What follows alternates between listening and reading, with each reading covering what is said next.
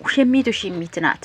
ዛሬም ብትሄድ ነገ መሄድ ውሽሚት የሩታን ህይወት መስቀልቅልቅልቅል አርጋ የሚዋደዱ ልጆች ማይጣላ የለም። ቤተሰብ ትዳር ላይ ማይጋጨት ብትሰራ በስተት መንገድ ቆማ ቢሆንም ያው ሰውናትና ስትጠፋ አስጨንቃን ነበረ።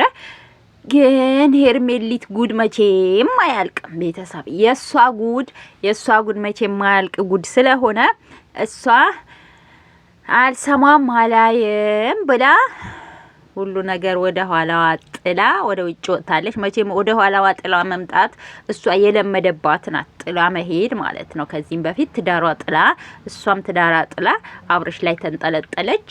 ከዛ በኋላ ደግሞ አሁን ደግሞ ይሄን ምን ይታወቃል ከአንዱ ጋር ተለጥፋ ይሆናል ወደ ውጭ ሀገር የሚወደችው። የለመደች ጦጣ ሁልጊዜ ፈንጣጣ ናትም። እንግዲህ የለመደ ሰው እንደዚህ ነውና እንግዲህ አሁንም እንደለመደባት እንግዲህ አንዱን አግኝታ ይሆናል ተንጠልጥላ የሄደችው።